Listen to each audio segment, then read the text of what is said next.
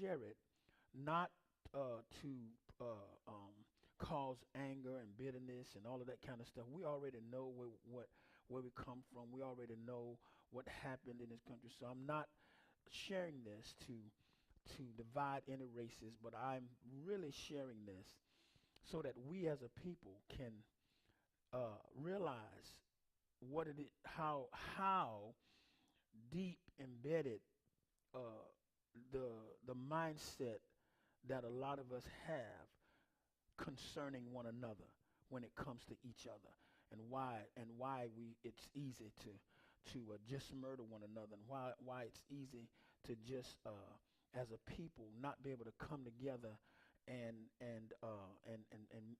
cause these changes instead of waiting on someone to cause change for us. I think that if we understand some of these things, that we can begin to cause some change ourselves. And I think before anyone can change, before there can be change, you must know exactly what you're dealing with, exactly what it is that you are trying to change. So that's my purpose tonight. And I know that there'll be some backlash maybe to some people say, well, he's trying to stir up the races and all. I'm never gonna do that. And so I didn't invite anyone on to be with me on this particular one tonight, but we'll have some other things and subjects that we'll be talking about while I bring people in to share. But I didn't do that tonight because if there's any backlash, I want it to be on me. So so I want to share this. Um, this may not be new information to a lot of you, but I think that it's vital for us to understand as a people. It's really at a critical point now where we as a people, in a lot of areas, are not moving forward, and we're not standing still, but we're moving backwards.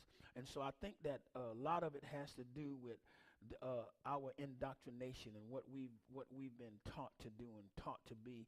And so now we are our own worst enemies. So let's look at some of it. Now I want you to listen. Like I said, this is not I'm not this is not to stir up anger or bitterness. We already know things that happen in this country, but so I'm not stirring those things up. I'm simply dealing with our own people to help us understand. And I know that there's several young men that'll be listening tonight and women that'll be listening tonight.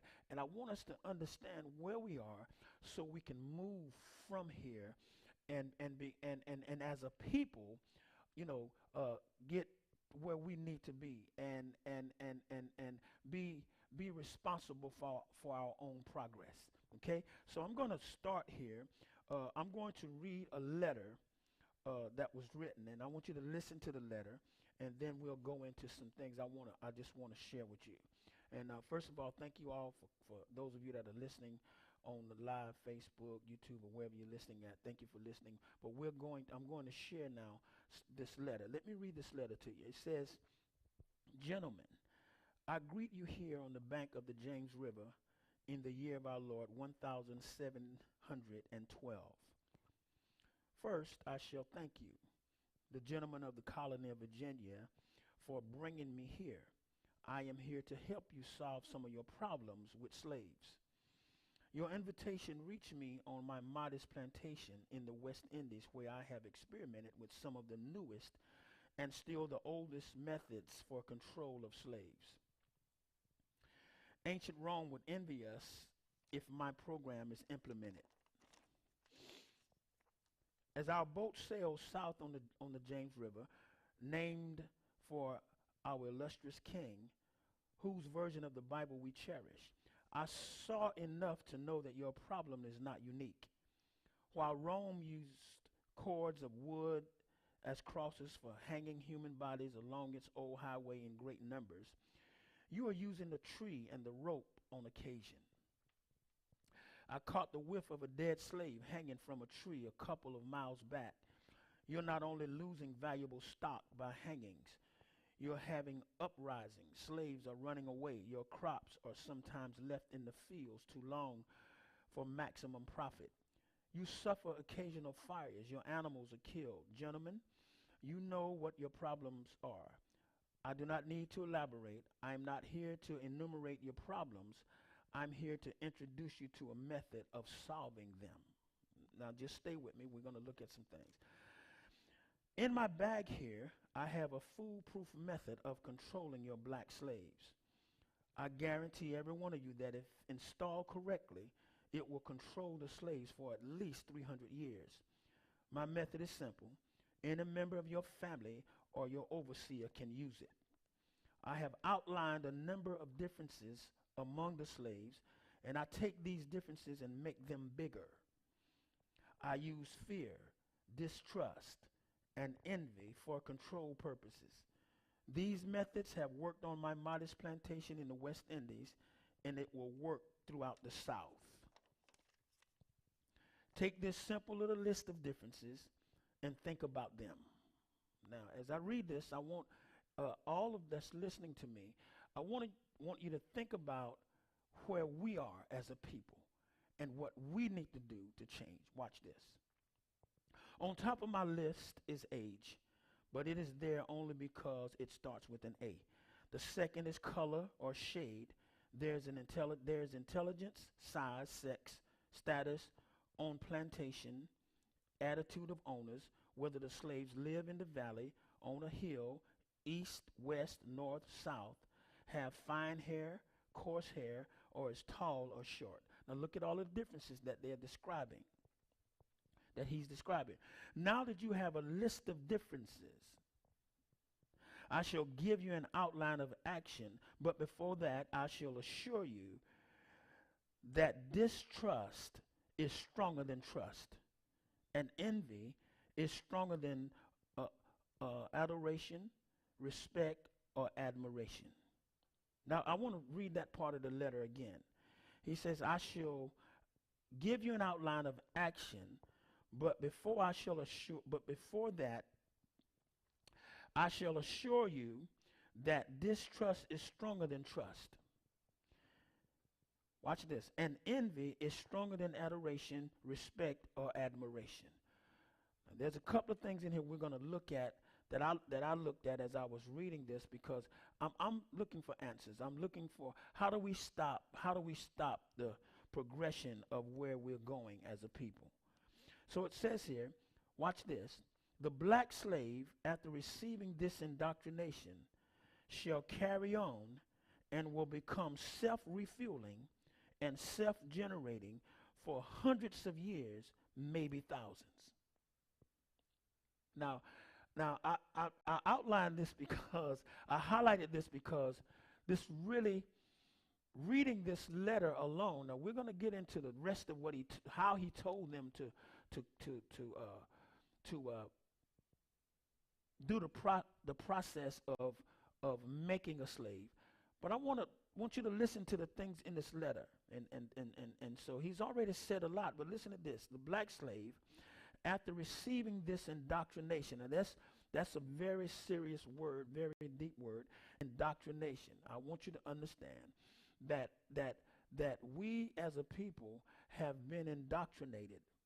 And I say that, but I want to say this also, that we can change that. Watch this. The black slave, after receiving this indoctrination, shall carry on and will become self-refueling and self-generating, watch this, for hundreds of years, maybe thousands. So once we indoctrinate them with this system that I'm going to give you, they will then use the system on themselves for hundreds of years, maybe thousands. Watch this. Don't forget, you must pitch the old black male versus the young black male. Now this is his letter. And the young black male against the old black male. You must use the dark-skinned slaves versus the light-skinned slaves, and the light-skinned slaves versus the dark-skinned slaves. You must also have your white servants and overseers distrust all blacks. Now that part is not relevant to what I'm saying tonight, because this is not about the other races. This is about what we must do. Okay? Watch this. But it is necessary that your slaves trust and depend on us. They must love, respect, and trust us only. And that's saying a lot. That's saying a lot because this indoctrination, what I'm showing tonight, is wasn't accidental. It was on purpose. And even though there are a lot of us who have now who have now come out of this way of thinking, it's evident by the way we treat each other, the way we're handling each other, the way we're murdering each other, the way we're dealing with one another, the way we're handling ourselves in society as a people, that as a people we've not we've not broken this cycle. And so this is what I want to look at tonight, right? So he says they must love, respect, and trust us only, right? Meaning that once we put the old black male against the young black male, once we put the light-skinned black against the dark-skinned black, and so once we do these things, then they begin to not trust one another. And so therefore, not trusting each other, they'll trust us only. So the goal was twofold for them, was to get us to not trust one another. And so y'all know we come from I was a child in the 60s, and so I understand some of these things. I watched them play out, watched them take place. And being a dark-skinned black, we came up with the light-skinned blacks and the dark-skinned blacks, and there were differences in hair texture and all of that kind of stuff. And so the thing is, that wasn't accidental. These were things that we were indoctrinated into, and now, just like he said, it's become self-refueling and self-generating. And so now we become our own slave masters. Okay? And so let's look at it. And then he says this, gentlemen, these kits are your keys to control. He says, use them. Have your wives and your children use them. Never miss an opportunity. If used intensely for 1 year, get this now, the slaves themselves will remain perpetually distrustful. And then he says, thank you, gentlemen. So that's the letter that he wrote. This letter was written by a man called Willie Lynch.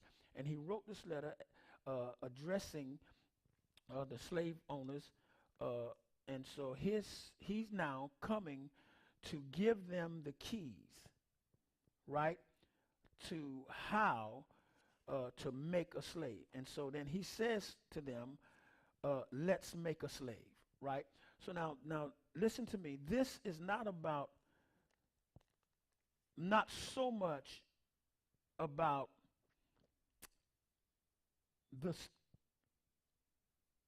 the slavery itself, even though that's what he was showing them, but it's about us remaining slaves in our own minds and how we've come to view each other. And I think that has a lot to do with how we treat one another. I think that has a lot to do with why it's so easy for our young men to look at to one black man to look at another black man and see no worth in his life, and it's so easy to take a life, and we all know that there's so much distrust in our race. And so I'm not dealing with so much what's been done to us, although I'll explain that. That's what I'm going through. But it's about what do we do to not keep perpetuating the same thing on ourselves, and how do we get out of this indoctrination and get to where we need to be as a people. Okay, so look at this. He says, let's make a slave. The origin and development of a social being called the Negro. Look at this. Let us make a slave. What do we do? He asked. First of all, now I'm going to use this word one time, and then after that I'll just use the initial. Okay, for the sake of this live Facebook, I don't know what the rules are, so I'll just use it once, and then it says, let us make a slave. What do we need? Here it is. First of all, we need a black nigger man and a pregnant nigger woman and her baby nigger boy. Okay, so after this, I won't use the term. I'll just say in. Look at this now. Second, we shall use the same basic principle that we use in breaking a horse. Get this. Combined with some more sustaining factors, we reduce them from their natural state in nature, whereas nature provides them with the natural capacity to take care of their needs and the needs of their offspring.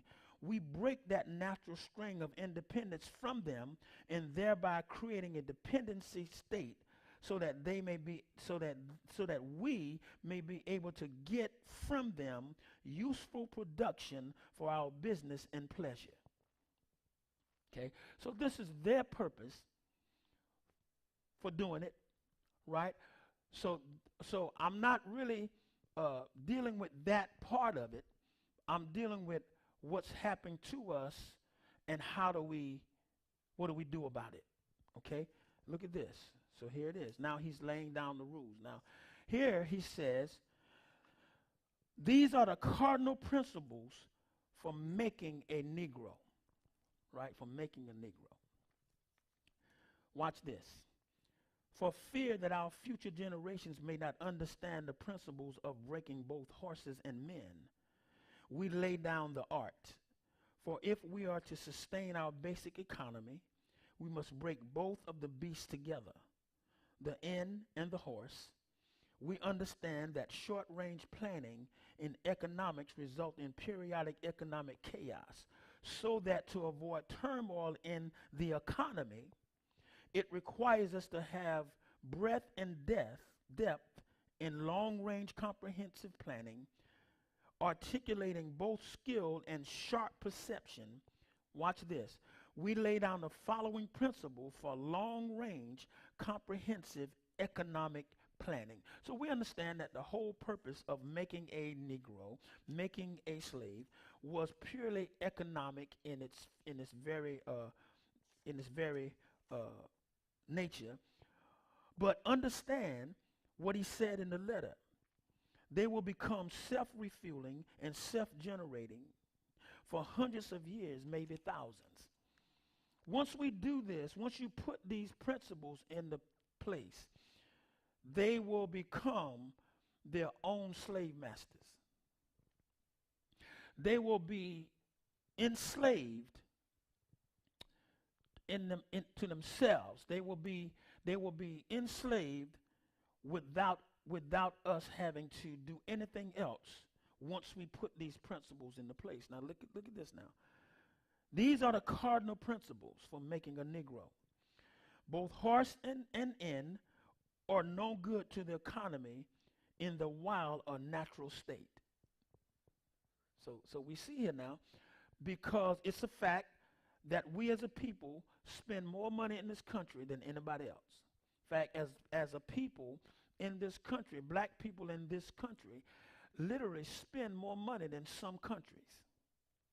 So let's look at it's about economics, but what it's done to us is far deeper than that, right? And so this is not about, once again, this is not about them and what they did. This is about us seeing what was done and us doing something about it. How many of y'all know we've got to change this? We've got to change the trajectory that we're on. We've got to change the mentality and the mindset that we as a people have toward one another, right? So look at this now. Number 2, both must be broken and tied together for orderly production. For orderly futures, special and particular attention must be paid to the female and the youngest offspring. Watch this now. Both must be crossbred to produce a variety and division of labor. Look at it now. Number 5, both must be taught to respond to a peculiar new language. And number 6, psychological and physical instruction of containment must be created for both. That is, the horse and the Negro. Right? The horse and the Negro. This, I know it's going to get a little more difficult to hear, but we got to hear it as a people, because we're now living out what Willie Lynch said in the letter, right? That they will be self-generating, right? That they will, if we teach them this, they will then do it to themselves. They will become self-refueling and self-generating for hundreds of years, maybe thousands of years. Look at this. Look at this now. Look at this. So slavery was outlawed in, what was it, 1865, and it's 2023. And as a people, we have become our own worst enemy, because we've been indoctrinated into a mindset where we see each other the way they indoctrinated us to see one another. So when we look at each other, we don't see equals. We don't see what we should see. We see what we've been taught to see. So tonight I want to begin to break this cycle. I want to begin for us to look at what was done. This is not to stir up anger. It's time out for just being mad about what happened with slavery and all of that. We already know what took place, but I want you to see what the effect that it's really had on us as a people. And now we're perpetrating the thing on ourselves. And I'll say this, I've been screaming this for the last 3 or 4 years now. If we lose one more generation of black men, that's going to be detrimental to our race. Okay, so here we go. So he gave these six cardinal principles. So let's look at how they used them. So right, so he says this: we hold the above 6 cardinals. Watch this. Watch the words he used. As truths to be self-evident, based upon the following discourse concerning the economics of breaking and tying the horse and end together, all inclusive of the 6 principles laid down above. You know, for the reason it was done is because of the economics. But what it's done to us as a people is caused total chaos as a people, and now we're perpetrating the same thing on ourselves. So here we go. So he says, note, neither principles alone will suffice for good economics. All principles must be employed for the orderly good of the nation.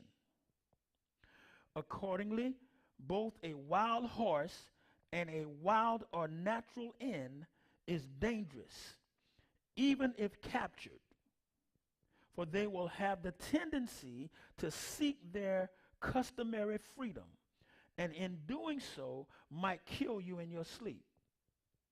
Watch this. You cannot rest. They sleep while you're awake and are awake while you're asleep. They are dangerous near the family house. It requires too much labor to watch them away from the house. Above all, you cannot get them to work in this natural state. You cannot get them to work in their natural state. In their natural state, you cannot make a slave out of them. What's this? Hence, both the horse and the end must be broken. That is, break them from one form of mental life to another. So here it is. Break them from one form of mental life to another. So uh, the natural mental state won't be we won't be able to use, because we can't make a slave out of them in their natural mental state. So we must break that and create another mental state for them. Okay. Watch this. Keep the body, this is what he says now, keep the body and take the mind. So what we have is a lot of us in our own race who still have a slave's mentality. And it doesn't matter what any other race does. If we keep a slave's mentality, then we'll never do better. My goal here is to break that slave mentality. Okay? He says here, keep the body, take the mind. In other words, break the will to resist. Now, the breaking process is the same for the horse and the end, only slightly varying in degrees. But as we said before, you must keep your eye focused on the female and the offspring of the horse and end. A brief discourse in offspring development will shed light on the key to sound economic principles. Watch this. Watch this. Pay little attention to the generation of original breaking, but concentrate on future generations.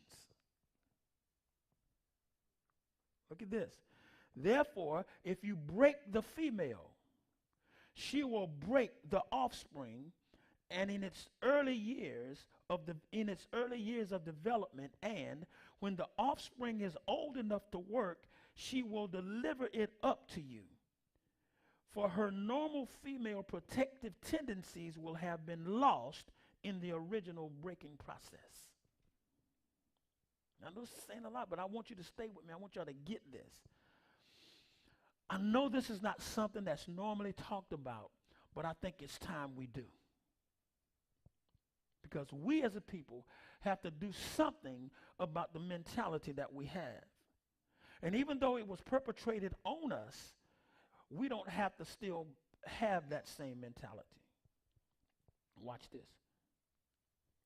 For example, take the case of the wild stud horse, a female horse and an already infant horse, and compare that breaking process with two captured end males in their natural state.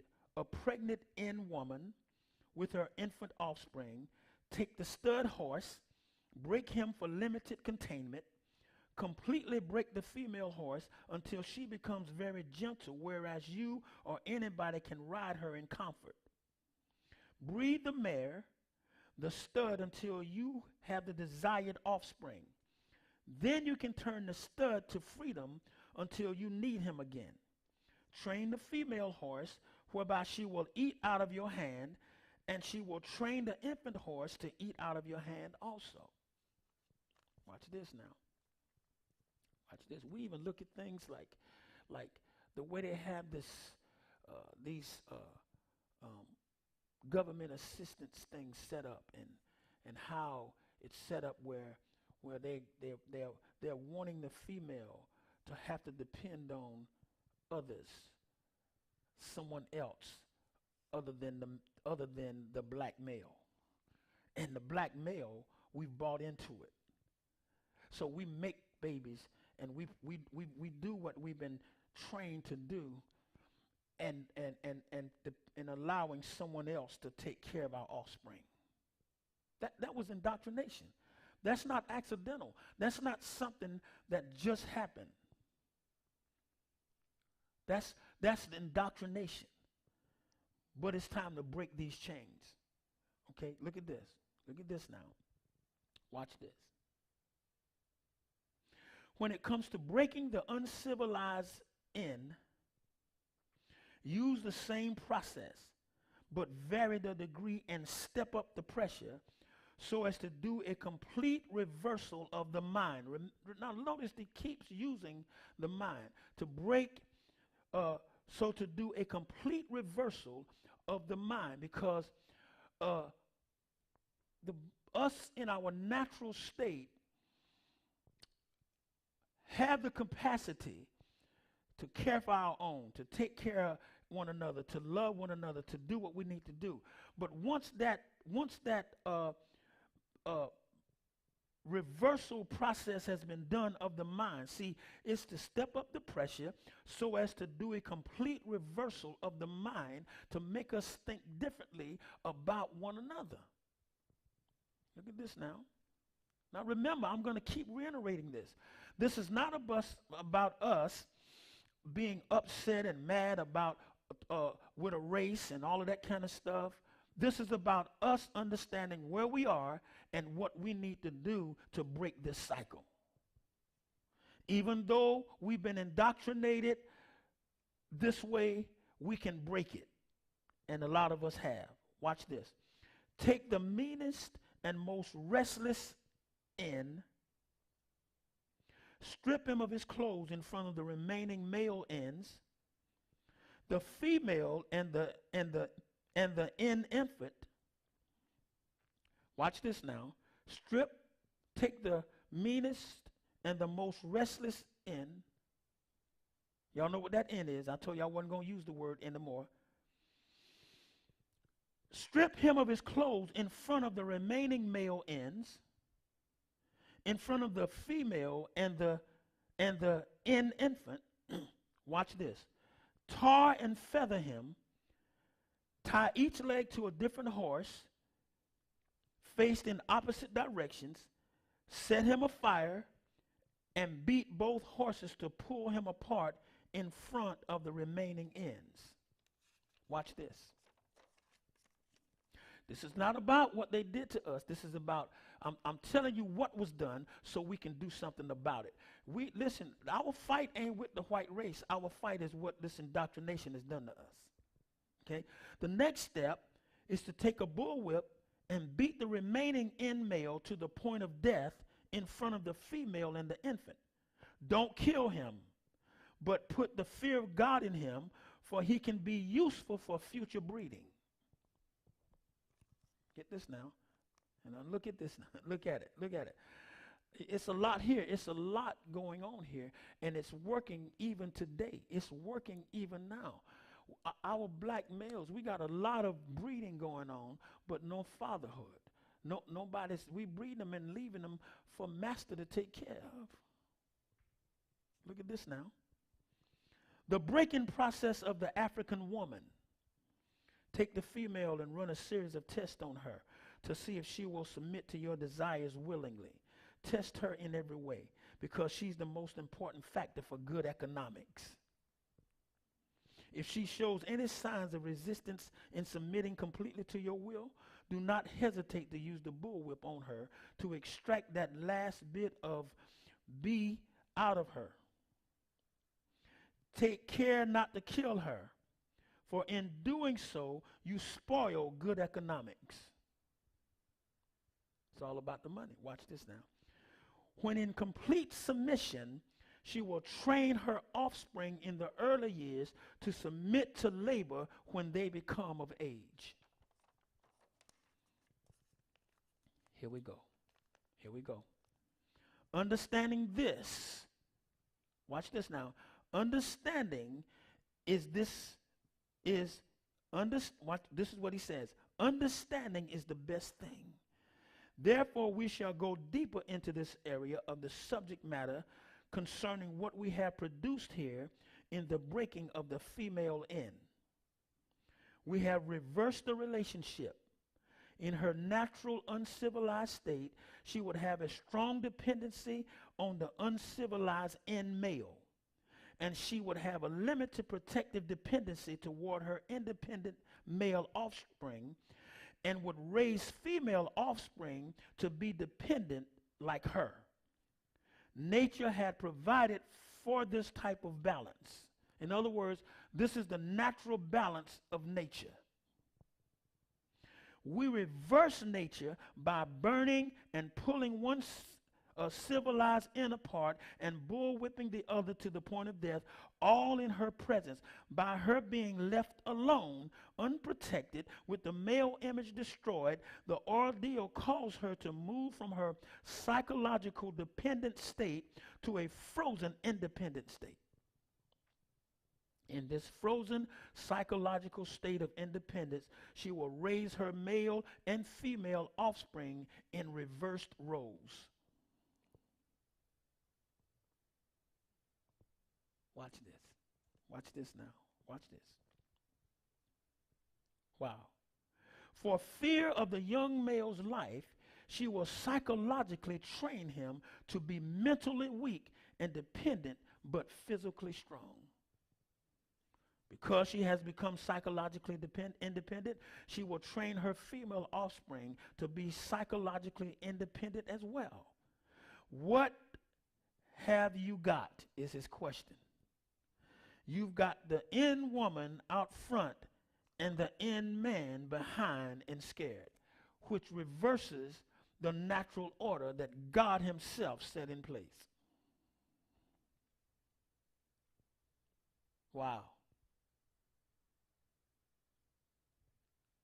It reversed the natural order that God himself set in place. So we're wondering how these men, young men, having all these babies and then walk off and leave them with the mothers. And now you got all of these mothers with 4 and 5 and 6 babies and no man and no father. That's because this system has done its job. But it's time for those of us who have broken out of the system to reverse the cycle. Now, I'm not saying it's going to be easy, but it has to be reversed. Look at this. So he says, this is a perfect situation for sound sleep and economics. Glory to God.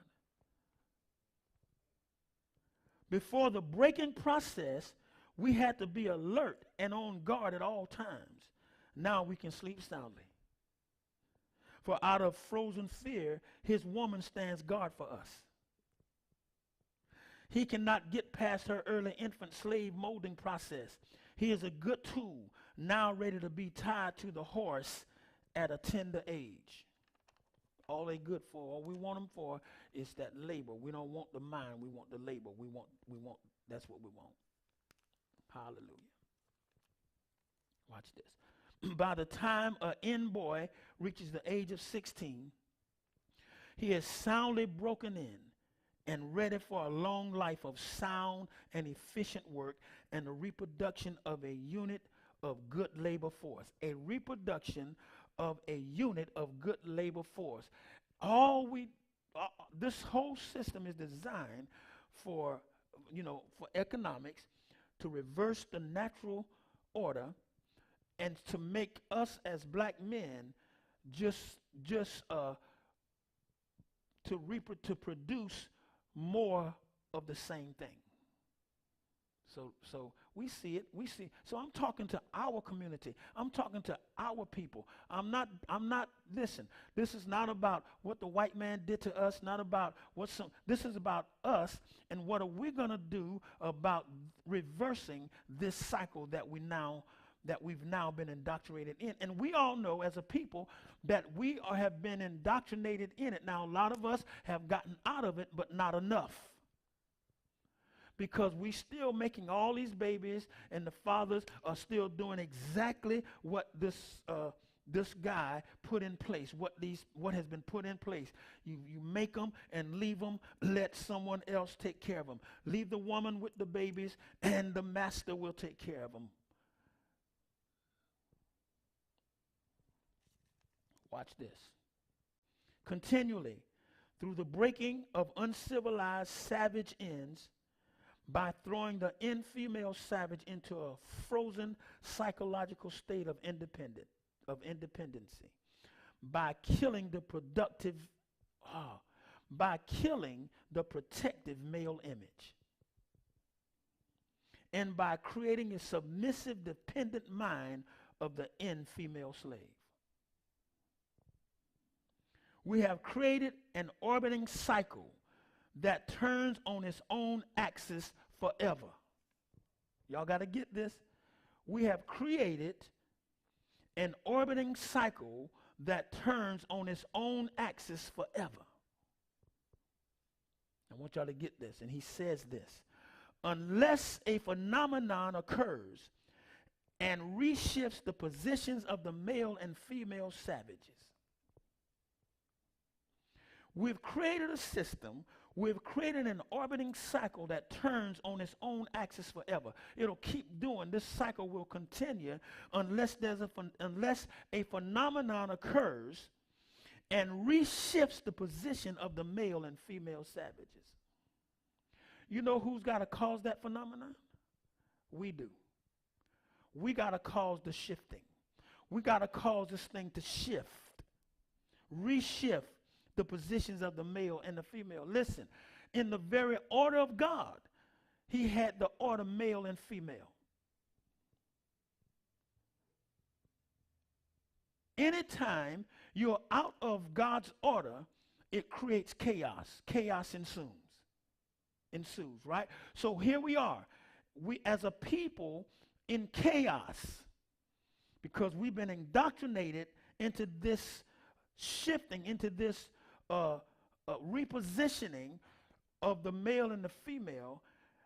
And he understood clearly that if we do it, it'll operate on its own without us. Unless a phenomenon occurs and reshift the position. And I'm here tonight to help start the reshifting. Watch this. We show that what we mean by example. Take the case of the two economic slave units and examine them closely. Then he talks about the Negro marriage unit. He covers every area. Watch this. We breed 2 N males with 2 N females. Then we take the N males away from them and keep them moving and working. Say the N female bears an N male. It says the N female bears an N female, and the other bears an N male. Both N females being without influence of the N male image, frozen with independent psychology. Watch this. Being without influence of the N male image, this was done on purpose, and we're perpetrating it now on ourselves. Watch this. Will raise their offspring into reverse positions. The one with the female offspring will teach her to be like herself, independent and negotiable. We negotiate with her, through her, by her, and negotiate at her will. So we negotiate with the woman. We'll negotiate with the female end. We just don't want to. We can't have the end male, the male end involved. We've got to strip him down. Watch this. Watch this. The one with the end male offspring, she being frozen with the subconscious fear for his life, will raise him to be mentally dependent and weak, but physically strong. In other words, body over mind. Now, in a few years, when these 2 offspring become fertile for early reproduction, we will mate and breed them and continue the cycle. That is good, sound, and long range comprehensive planning. And guess what? Now they've turned it over to us, and we're doing it to ourselves. Here we go. I'm going to try to finish up. Warning. He says, warning, possible interloping negatives. Earlier, we talked about the non-economic good of the horse and the in their wild natural state. We talked out the principle of breaking and tying them together for orderly production. Furthermore, we talked about paying particular attention to the female savage and her offspring for orderly future planning. Then more recently, we stated that by reversing the positions of the male and the female savages, we had created an orbiting cycle that turns on its own axis forever, unless a phenomenon occurs, right? Look at this. Our experts warn us about the possibility of this phenomenon occurring. For they say that the mind has a strong drive to correct and recorrect itself over a period of time. If it can touch some substantial original historical base, and they advise us that the best way to deal with this phenomenon is to shave off the brute's mental history and create a multiplicity of phenomenon or illusions so that each illusion will twirl in its own orbit, something akin to floating balls in a vacuum. This creation of a multiplicity of phenomenon or illusions entails the principles of crossbreeding the N and the horse, as we stated above, the purpose of which is to create a diversified division of labor, the results of which is the severance of the points of original beginnings for each a spherical illusion. Since we feel that the subject matter may get more complicated as we proceed in laying down our economic plan concerning the purpose, reason, and effect of crossbreeding horses and N's, we shall lay down the following definitional terms for future generations. Orbiting cycles means a thing turning in a given pattern. Axis means upon which or around which a body turns. Phenomenon means something beyond ordinary conception and inspires awe and wonder. Multiplicity means a great number. Sphere means a globe. Crossbreeding a horse means taking a horse and breeding it with an ass, and you get a dumb backward ass, long-headed mule that is not reproductive nor productive by itself. Crossbreeding ends means taking so many drops of good white blood and putting them in as many N women as possible, varying the drops by the various tones that you want, and then letting them breed with each other until the circle of colors appear as you desire. What this means is this: put the N's and the horses in the breeding pot, mix some asses and some good white blood, and what do you get? You get a multiplicity of colors and ass backwards, unusual ends. Running, tied to backwards ass, long-headed mules. The one productive of itself, the other sterile. The one constant, the other dying. We keep the end constant, for we may replace the mule for another tool. Both mule and end tied to each other, neither knowing where the other came from, and neither productive for itself nor without each other. Controlled language, crossbreeding completed. For further severance from their original beginning, we must completely annihilate the mother tongue of both the N and the new mule and institute a new language that involves the new life's work of both. You know, language is a peculiar institution. It leads to the heart of a people. The more a foreigner knows about the language of another country, the more he's able to move through all levels of that society.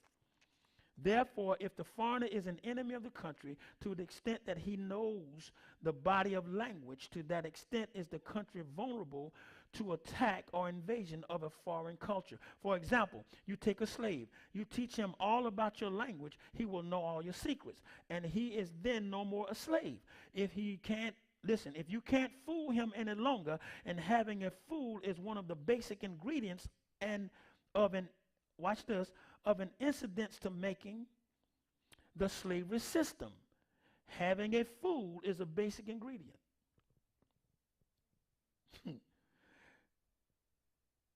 If you can't fool him any longer,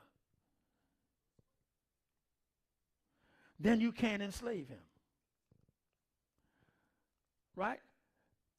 For example, if you told a slave that he must perform in getting out our crops, he knows the language well, and he would know that our crops didn't mean our crops, that our crops didn't mean our crops.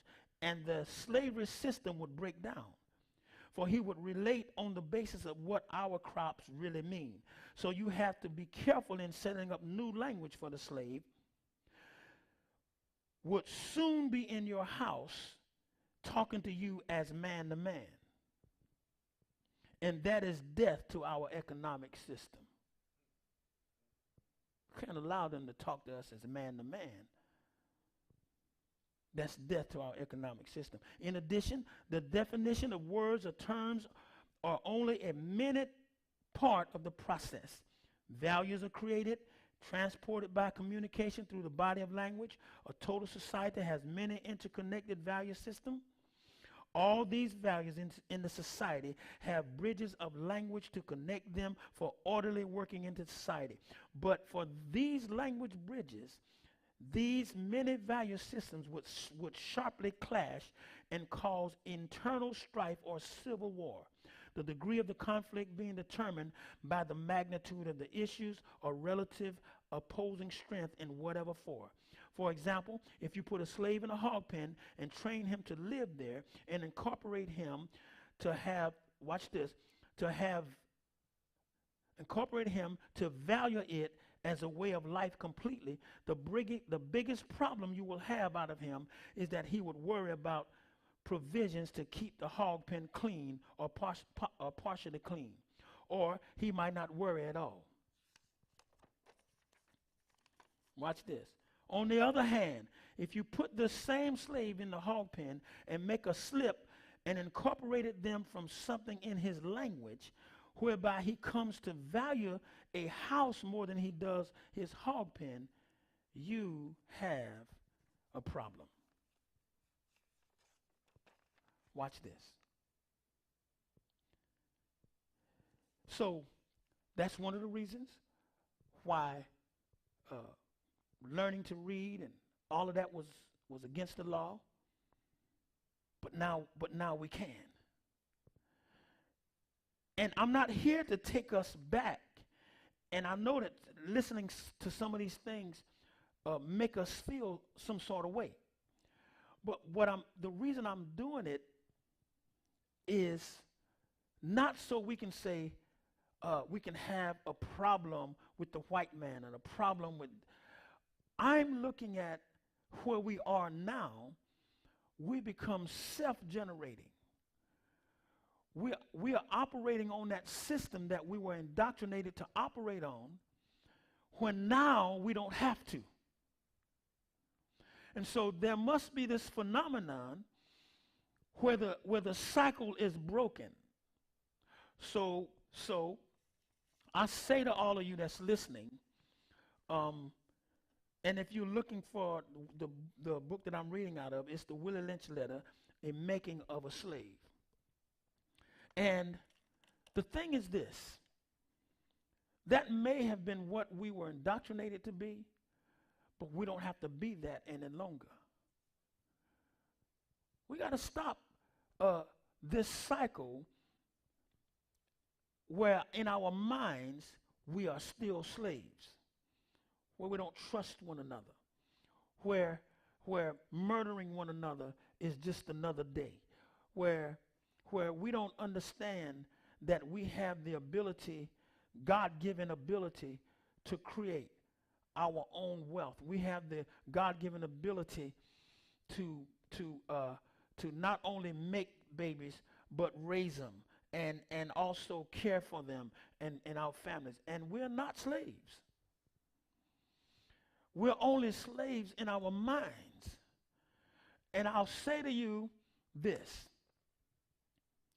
The Bible talks about the renewing of the mind, having your minds renewed.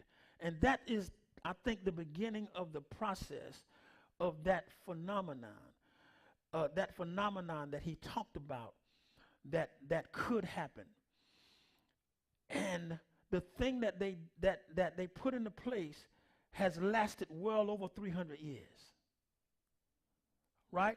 I say it's time to break it. I say it's time to stop being slaves in our minds. We don't have to blame anybody else. We don't have to talk about what they did to us any longer. We can begin now talking about how do we break this cycle of a slave man's mentality and become the people that we were created to be. The fathers that we were created to be. The mothers that we were created to be. The people that we were created to be. So I just wanted to share that. That's part of my reading. When I get asked a lot of questions, I go into this research mode and I start reading and looking for answers. So I just wanted to share these things with you. I see someone here says we got to stop tearing each other down. We got to stop the cycle. Listen to me. Indoctrination is strong. So we've been indoctrinated, but we have to break it. And it starts with, how do we change this mindset? How do we see each other the way we're supposed to? How do we act with each other the way we're supposed to? How to build one another up? That's a mindset. But I believe that the phenomenon is now. I believe that this is the hour, this is the moment, this is the time where we can change that. That's what I believe. Now, that's what I believe. That's what I believe. I believe that we can change it. I believe that just because we were indoctrinated, listen, we are no longer slaves. We are now slaves to our own minds. And just today, as we're celebrating Dr. King and all of the things that he said and the things that we've got to make those things come to pass.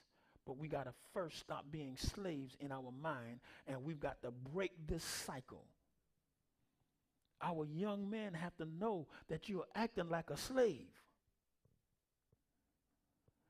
We don't make babies and give them to master to take care of. That's what slaves do. We're not slaves. And my goal is to get enough of us rallying this cause. My goal is to create this phenomenon that will change, that will reverse the cycle. As we begin to talk with one another, instead of criticizing, instead of beating one another up, as we begin to dialogue and talk to one another about having a different mindset, about changing the way we think. And we got to start talking about how we are acting like slaves. Because we are no longer slaves.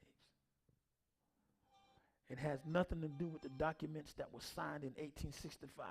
It has to do with who we are. And in our God-given natural position, right? We've got to operate in that. That means we got to reverse the cycle. We got to put God's order back in place. And so what's been reversed, we've got to change it. We've got to reverse it back. And it's going to take all of us. It's not going to happen overnight.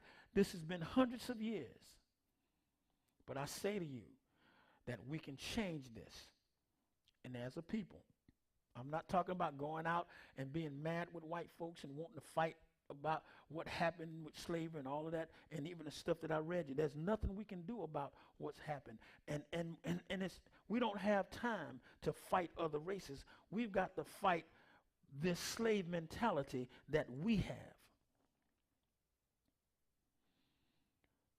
Because when we deal with this slave mentality that we have, there's no stopping us. We already spend the money. We already got the intellect. We got to stop this slave mentality. So I wanted to share these things with you tonight This is just something that I've sat down and been reading and trying to understand some things about why we do what we do as a people, why we think the way we think as a people, why we don't trust one another, why we, we can't ever just get along, why we killing each other at a record pace, and it's all because we've been indoctrinated. But here now the phenomenon can start. This is the moment in time where we say no more. It's not gonna be easy, but we have to stop being slaves in our own minds and break this cycle and reverse it. So I thank all of you for coming on and listening tonight and even sharing comments. I thank you for listening. And we've got to be, listen, we're no longer slaves, and we've got to convince each other that we're not. We've got to get on this journey of helping everybody to understand that we run into, especially these young men and young boys. We got to drill into their heads. We have to indoctrinate them with a different mindset, and we have to. It's not, listen, we cannot afford to lose another generation of black men. We can't. We can't. It's critical. It is absolutely critical. And we must do something about it. And that is change the mindset. Like I said, this is not for me tonight a race thing. I'm not rallying the force and say let's do something about white folks. None of that. I'm not doing any of that. I'm simply addressing our people based on the mindsets that we've been indoctrinated with, and saying to our people, it's time to change it. So I thank you all for listening and being with me this hour, then a little over hour that I've been here. And I want to say thank you. And listen, we all have to engage in this. We've got to change the cycle. We've been indoctrinated. Now we've got to re-indoctrinate ourselves. Thank y'all for coming and listening and being here on this live tonight. And we'll talk again later. Thank y'all for being here with me tonight.